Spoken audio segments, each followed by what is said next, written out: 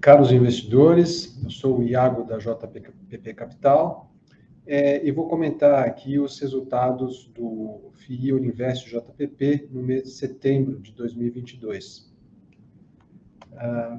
Começando aqui, falando do fundo, né, a carteira do fundo chegou ao final de setembro com 95% dos investimentos alocados em ativos imobiliários, dos quais 94,7% em CRI e 0,7% em fundos imobiliários.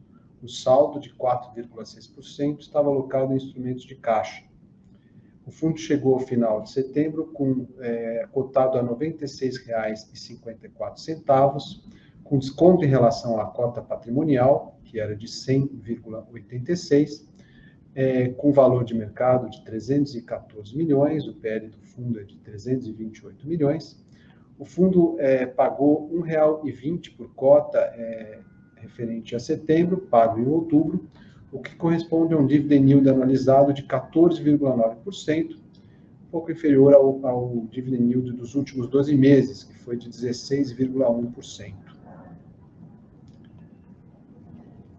O resultado do fundo ele foi de 0,95 centavos, né, por cota em setembro, impactado negativamente pela baixa frequência de amortizações extraordinárias no período e pela variação negativa do IPCA em julho, que foi de 0,68. Lembrando que a maior parte dos ativos em IPCA, eles são atualizados pelo IPCA de 2 meses anteriores, né? Então, o IPCA de julho, que foi aquele de menos 0,68, que impactou a maior parte dos ativos em setembro, contribuindo para esse resultado inferior aos meses de agosto e julho, né? No mês de agosto, de outubro, o retorno total do fundo foi de 1,05 versus 1,07 do CDI e 0,42 do IMAB15. Nos últimos 12 meses, o retorno total do fundo foi de 12,65 versus 9,22 do CDI e 9,8 do IMAB5.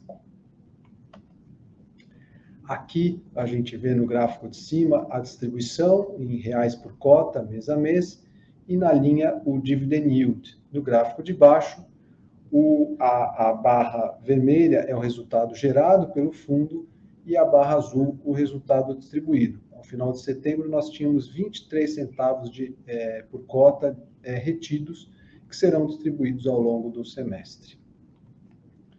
Aqui o volume negociado, 13,5 milhões em setembro, com um crescimento do número de negócios para 27,3 mil negócios.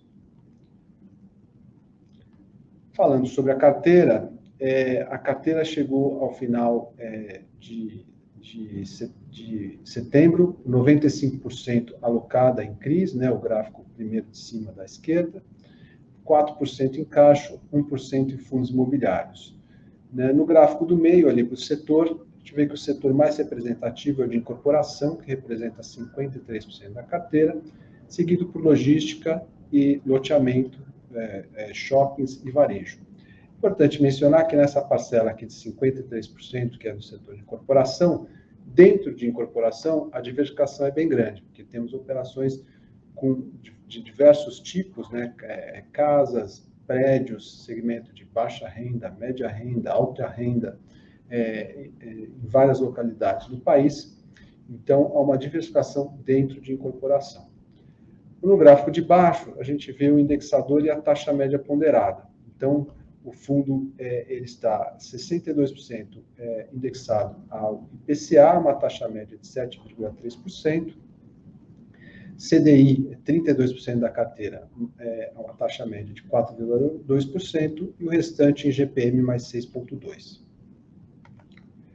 Aqui, a concentração por devedor, a gente vê que há 5 devedores que representam mais do que 5% do PL do fundo, que são a Lote 5, uma loteadora, a Carvalho Hosking, a Elbor e a Minas Brisa, que atuam no segmento de incorporação, e a Dínamo, que atua no segmento de armazenamento e beneficiamento de café. Falando sobre as principais movimentações da carteira no mês, eu gostaria de destacar a compra do CRI Elbor, né, a operação na qual nós alocamos 6 milhões de reais. Essa operação, ela tem vencimento em agosto de 2027, tem um prazo médio de 2,7 anos e foi adquirida a CDI mais 2,40. Essa operação tem como garantia unidades prontas da Elbor, localizadas em São Paulo, Santos e Guarulhos, tem fundo de reserva e aval da companhia. Aqui é interessante que toda unidade vendida, o valor da venda, ele vem para a operação, para pagar antecipadamente as parcelas. E aqui tem uma cláusula que protege o investidor, né, o CRI, na qual ela estabelece que é um valor mínimo por cada unidade, ou seja, se a Elbor vender abaixo desse preço mínimo, ela tem que reembolsar a diferença, tem que reembolsar os investidores a diferença. Aqui o LTV da carteira, né, a média ponderada, ali 53,8 ao final de setembro.